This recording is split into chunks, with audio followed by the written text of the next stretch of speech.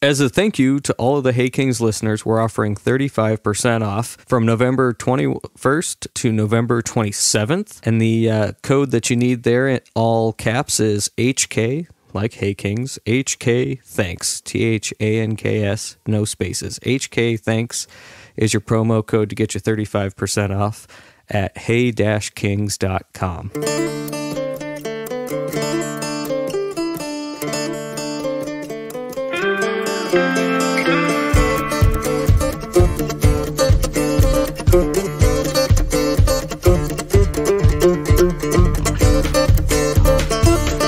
Welcome to the Hay Kings podcast, brought to you by Vermeer, your expert in hay and forage equipment. Don Schilling's back again. Today we're going to talk about not the ports and negotiations at the ports and container volumes, but rather we're going to talk about exchange rates and how exchange rates are contributing to a slowdown in the export market, the U.S. hay export market. Yep. So in relative terms, Spain exports about 1 million tons of alfalfa a year.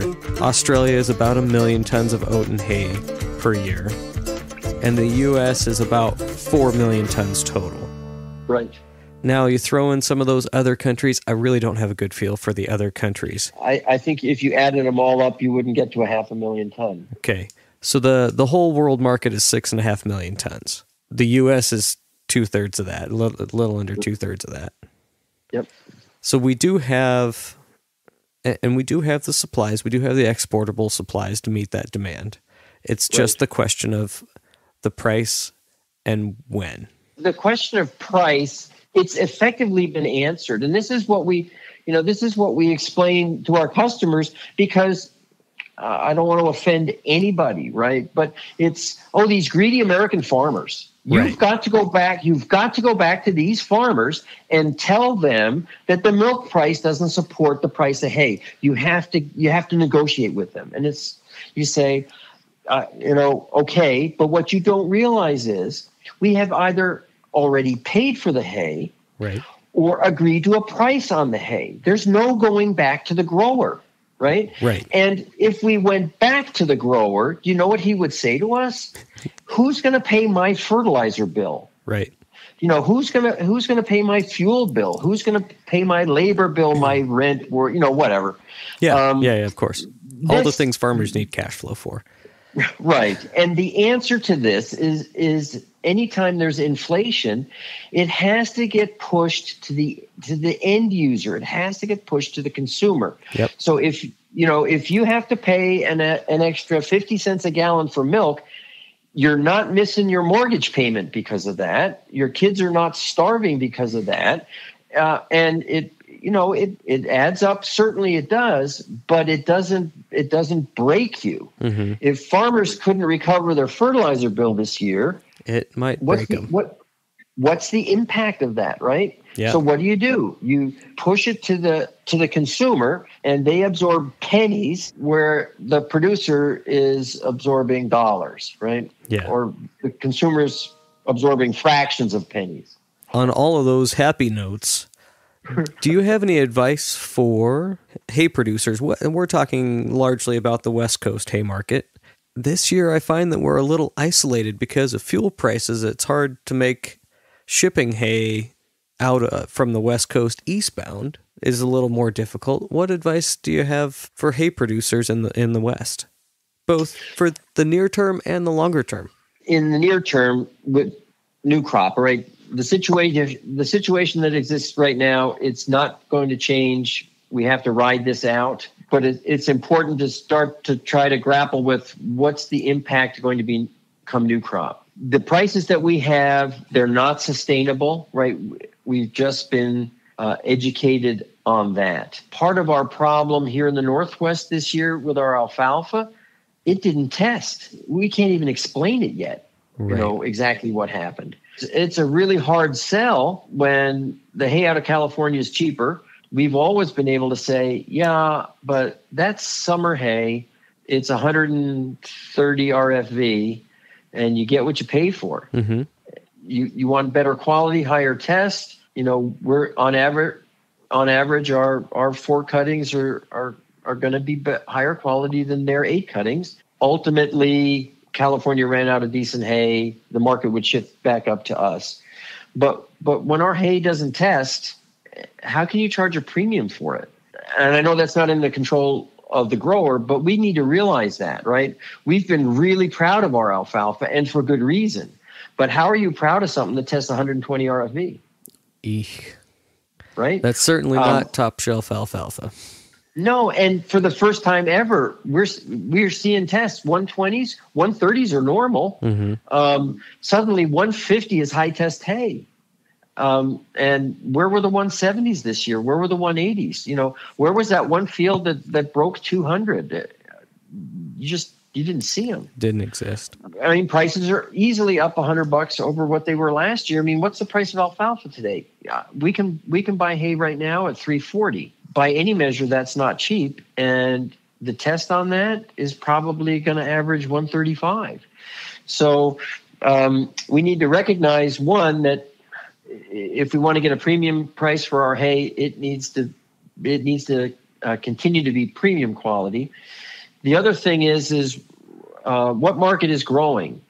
Well, the alfalfa market continues to be strong. I mean, they've continued to buy largely because the importers obscure the test results, right? Okay. So if it's green, okay, we can make this work, right? Right. As they continue to test more and become more sophisticated in how they're testing and the conclusions they're reaching, we're going to have to have the hay that they expect. But that, in terms of volume, that market is, by any measure, is not shrinking. The Timothy market, we might have hit a high water mark in terms of volume.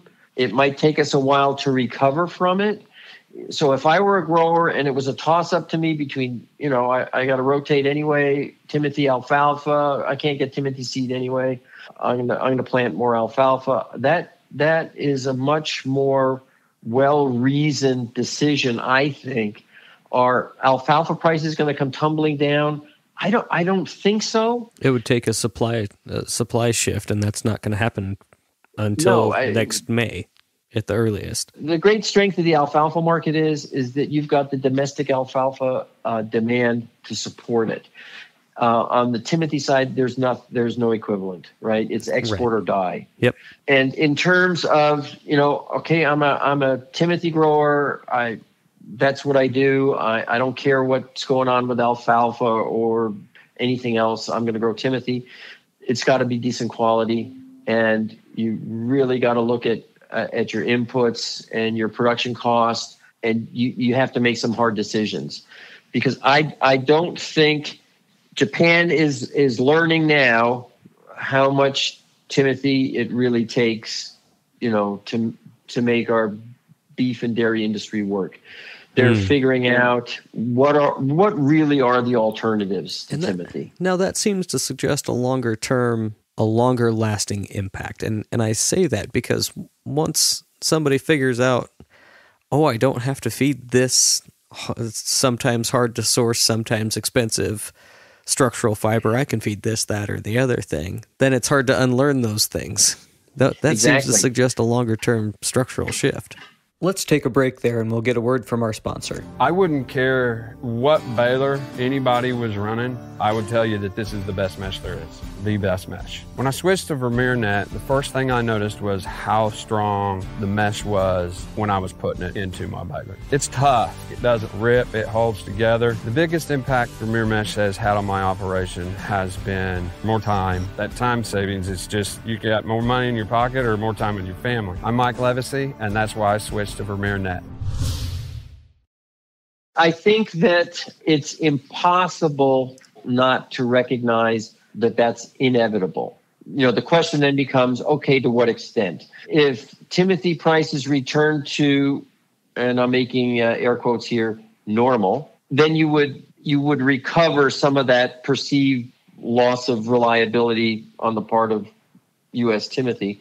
But one of the things that we've seen happen, and this started largely, when our ports locked out, that our customers, they're feeding animals. They have to feed them. It doesn't matter what our excuse is, right? Please be patient while we wait to ship to you. It's like, yeah, my cows are not going to be patient. I got to feed them. So we had customers that had never sourced forage in Europe. Just, buy a plane ticket and go to Europe. We're successful in finding something. You've got people, South Africa, give me a break, right? Mm-hmm. South Africa is supplying alfalfa into China. I'm sure, we'll see in the trade stats that South African alfalfa went to Japan. They're finding alternatives to U.S. forage. And even as a U.S. hay exporter, I can't tell you the number of times I've sat in our conference room and been asked by a Chinese importer, one, if they could buy the company. And when I respectfully decline that, it's, well, how much do those hay presses cost? Well, $2 million each. What if I bought you a hay press and you gave me a discount on every ton that I buy? Right. So that's their approach. So, wow. To a U.S. exporter that isn't in trouble, it's flattering, it's entertaining. You figure out a way not to be offensive, and you respectfully decline that, right? Now imagine you're somebody in South Africa or in Sudan or in Ethiopia. That might be way more attractive. Oh my gosh, right? That might sound like a windfall. Gosh. Yes. So you get this investment that even if you look at it and say, well, long term, it's never going to work, right? But in the short term, you're going to get this investment. You are going to produce some alfalfa. It is going to get exported until people realize, wait a minute. We've got water here. We've got good ground here. We've got equipment here. And you're exporting this? No, screw that. We're growing corn, or we're growing wheat, or we're growing something to consume inside, domestically to feed people. But in the short term, we now have competitors to the United States springing up all over the world. Yep. And you want to dismiss those places as those are third world countries, right? Yes, they are third world countries. So what happens when Chinese investment comes in or Arab investment comes in? Yeah, it's a third world country. Who's more responsive to that, right? Yeah. What political systems are amenable to investment like that? So it is going to happen. And so how do we combat that? We combat that with a combination of better quality, a more reliable source, right? If we say we can ship this week, we can ship you once a week. We can actually do it. Mm-hmm. And then we have to recognize that when hay prices jump $100 a ton in a year and the dollar strengthens by 30% in a year, there are going to be repercussions. And we simply have to be aware of the impact of our high prices and our strong dollar are. So what I just heard you say is this isn't changing anytime soon. This is something that's going to have ripple effects for not long term, because we still have an excess supply. And in the last episode, we talked about we have a lot of excess infrastructure, whether that's water in the Northwest, not necessarily California, but roads, shipping containers like we've already talked about. Yep. Long term, we still make a very high quality, consistent product that the rest of the world has trouble competing in that. That's correct. Yep. In the short term, though, price might dictate competition from elsewhere. Now, before I say the next thing, your listenership is heavily weighted to the Northwest, the Midwest, right? Yeah. Okay. So those guys in California are screwed. and for every ton that becomes more expensive to ship out of California or impossible to ship out of California, that creates an opportunity for us up here. If you looked at the Columbia Basin and said, can we grow more alfalfa? Well, only if the price of alfalfa goes up a lot, right? I mean, a little more. I think it's more likely that we're going to see alfalfa from a little further east moving, for export to make up for what perhaps can't come out of the PSW Long term, what I just heard you say there is the market boundary is going to change. And as I think about the current or maybe a historical market boundary, we're talking about Arizona, Nevada, maybe a tiny bit into Colorado, Utah, all of Idaho, and western Montana. Exactly. And you're saying that northern tier is going to flex in a little bit. Yeah, I think so. I think we've also, as hay exporters, we've been a victim of our own success. If you look at how capacity ramped up and we created through competition a false sense of demand, one of the things that you have to say is, if Japan was able to forego really buying new crop hay in June, July, August, September, right? If they essentially had enough old crop in the pipeline, then didn't we produce 25% more Timothy in 2021? In the worst drought that we've ever had with zero dryland inventory. Exactly. To allow Japan to continue to consume old crop Timothy for 4 months, as a free market capitalist economist, right? Why did the market signal production to produce 25% more Timothy than needed to be consumed? And I say, well, what's the communication mechanism? It's not the Japanese importer, it's the U.S. exporter. And how does the U.S. exporter communicate that to the grower? He's out there offering a higher price. And how did we get ourselves into that situation? Because the importers have never been. I remember times when a Japanese hay buyer would be looking at hay with me, and they'd pull me to one side, and it sounds creepy. They pull you to one side and they'd whisper to you, "I'll pay $10 a ton more than anybody else. I just want this hay," right? Okay. That's a real market signal right there, right? Oh, yeah. Right? Yeah.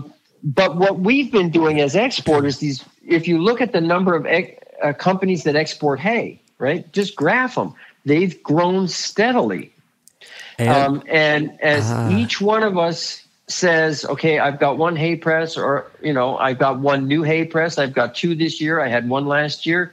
I've got a business plan that says I need a minimum of 30,000 ton to pay for this press every year. I need to go out and buy 60,000 ton because I have a new hay press, or I'm a new entrant.